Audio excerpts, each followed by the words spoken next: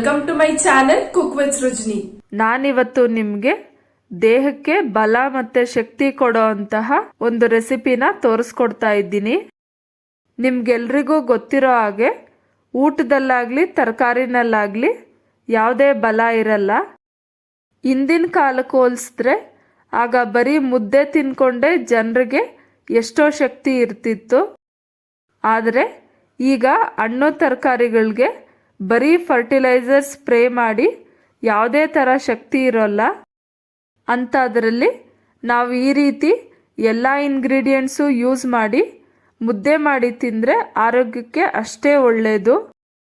ಮತ್ತು ಮಕ್ಕಳ ಬೆಳವಣಿಗೆಗೂ ಸಹ ತುಂಬಾ ಒಳ್ಳೆಯದು. ಈ ರೀತಿ ಮಾಡಿ ತಿಂದರೆ ಮಕ್ಕಳು ಆರೋಗ್ಯವಾಗಿರ್ತಾರೆ.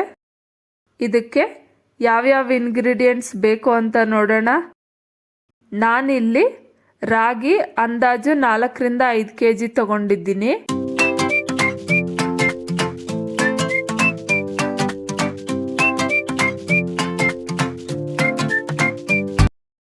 ಬಿಳಿ ಜೋಳ ಅರ್ಧ kg ತಗೊಂಡಿದ್ದೀನಿ. ಗೋಧಿ ಅರ್ಧ kg. ಮೆಂತ್ಯೆ 2 ಇಡಿ ಆಗೋಷ್ಟು ತಗೊಂಡಿದ್ದೀನಿ. ಅಂದಾಜು 100 ಗ್ರಾಮ್ ಇರ್ಬೋದು. ಇನ್ನು ಜೀರಿಗೆ ಬಂದು 1 ಇಡಿ ಹಾಕ್ಕೊತಾ ಇದ್ದೀನಿ.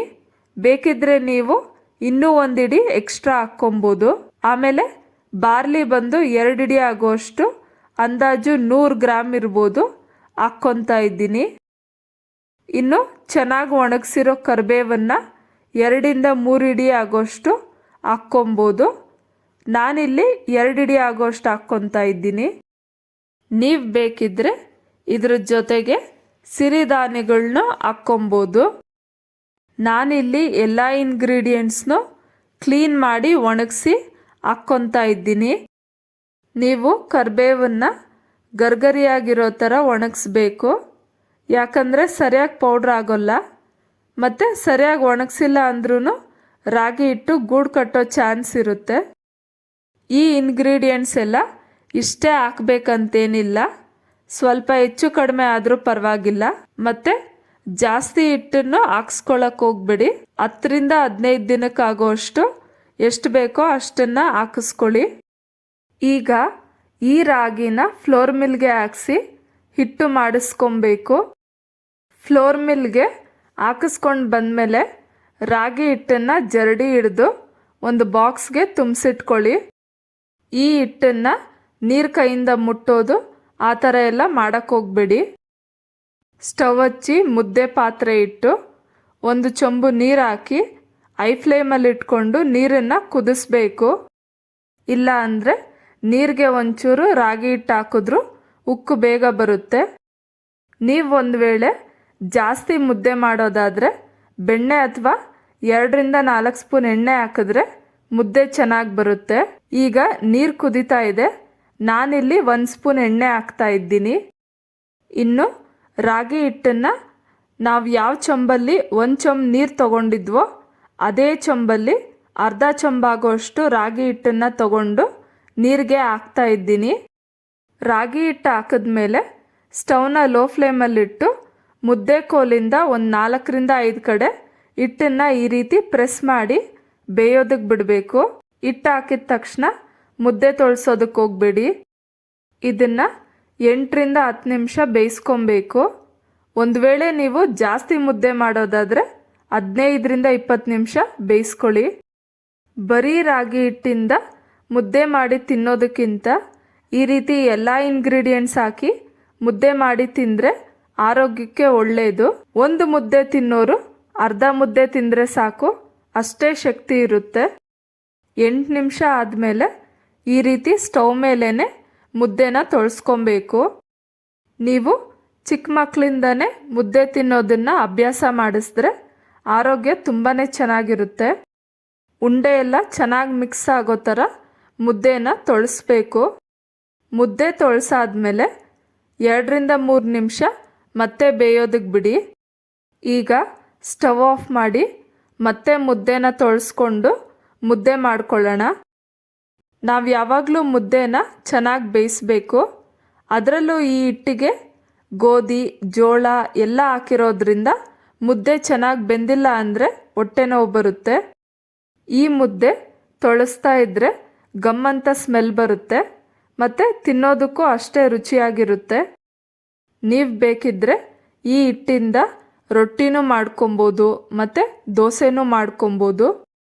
ಅಕ್ಕಿ ಮತ್ತು ಬೇರೆ ಧಾನ್ಯಗಳಿಗೆ ಹೋಲಿಸಿದ್ರೆ ರಾಗಿನಲ್ಲಿ ನಾರಿನಂಶ ಜಾಸ್ತಿ ಇದೆ. ರಾಗಿ ಮುದ್ದೆ ತಿನ್ನೋದ್ರಿಂದ ಹೊಟ್ಟೆ ತುಂಬಿರುವ ಅನುಭವವಾಗುತ್ತೆ. ಬೇರೆ ಯಾವುದೇ ಧಾನ್ಯಗಳಲ್ಲಿ ಇಲ್ಲದೇ ಇರುವ ಕ್ಯಾಲ್ಶಿಯಂ ಅಂಶ ರಾಗಿನಲ್ಲಿ ಜಾಸ್ತಿ ಇದೆ. ಗೋಧಿಯಲ್ಲಿ ಪ್ರೋಟೀನ್ ಇದೆ, ಫೈಬರ್ ಇದೆ ಮತ್ತು ಅನೇಕ ಖನಿಜಾಂಶಗಳಿಂದ ಕೂಡಿದೆ. ಜೋಳ ದೇಹವನ್ನು ತಂಪಾಗಿಸುವುದರ ಜೊತೆಗೆ ಜೀರ್ಣಕ್ರಿಯೆಗೂ ಒಂದೊಳ್ಳೆ ಆಹಾರ. ಬಾರ್ಲಿ ತಿನ್ನೋದ್ರಿಂದ ದೇಹದಲ್ಲಿರುವ ವಿಷಕಾರಕ ಅಂಶಗಳು ಮೂತ್ರದ ಮೂಲಕ ಹೊರಗೆ ಹೋಗುತ್ತೆ ಮತ್ತು ಬೇಸಿಗೆ ಕಾಲದಲ್ಲಿ ದೇಹವನ್ನು ತಂಪಾಗಿರಿಸುತ್ತೆ. ಜೀರಿಗೆಯಲ್ಲಿ ಗ್ಯಾಸ್ಟ್ರಿಕ್ ಸಮಸ್ಯೆ, ತಲೆನೋವು, ವಾಕರಿಕೆ, ಜೀರ್ಣಕ್ರಿಯೆ ಸಮಸ್ಯೆ ಇದ್ದರೆ ಕ್ಷಣದಲ್ಲೇ ನಿವಾರಿಸುವ ಶಕ್ತಿ ಇದೆ. ಇನ್ನು ಮೆಂತ್ಯೆ ಬಂದು ವಿಟಮಿನ್ ಎ, ಬಿ, ಡಿ ಜೀವಸತ್ವಗಳಿಂದ ಕೂಡಿದೆ. ಇನ್ನು ಕರಿಬೇವು ತಿನ್ನೋದ್ರಿಂದ ತೂಕನ ಕಡಿಮೆ ಮಾಡ್ಕೊಳ್ಬೋದು. ಒಂದು ವೇಳೆ ಮನೆಯಲ್ಲಿ ಫಂಕ್ಷನ್ ಇದ್ದು ಜಾಸ್ತಿ ಕ್ವಾಂಟಿಟಿ ಮುದ್ದೆ ಮಾಡುವಾಗ ಬೆಣ್ಣೆ ಅಥವಾ ಎಣ್ಣೆ ಹಾಕಿದ್ರೆ ಮುದ್ದೆ ಒಣಗಿ ಗಟ್ಟಿಯಾಗದೆ ಸಾಫ್ಟಾಗಿರುತ್ತೆ. ಕೈಯಲ್ಲಿ ನೀರು ಅದ್ಕೊಂಡು ಚೆನ್ನಾಗಿ ನಾದಿ ಈ ರೀತಿ ಉಂಡೆ ಕಟ್ಟಬೇಕು.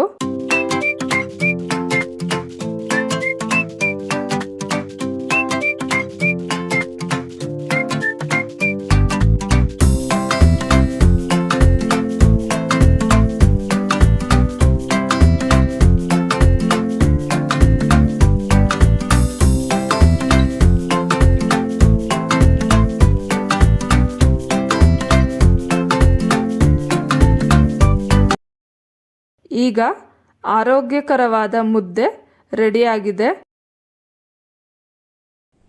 ಸೊ ನೋಡಿದ್ರಲ್ಲ ಫ್ರೆಂಡ್ಸ್, ನೀವು ಒಂದ್ಸಲ ಟ್ರೈ ಮಾಡಿ ನೋಡಿ ಹೇಗ್ ಬಂತು ಅಂತ ಕಮೆಂಟ್ ಸೆಕ್ಷನ್ ಅಲ್ಲಿ ಶೇರ್ ಮಾಡಿ.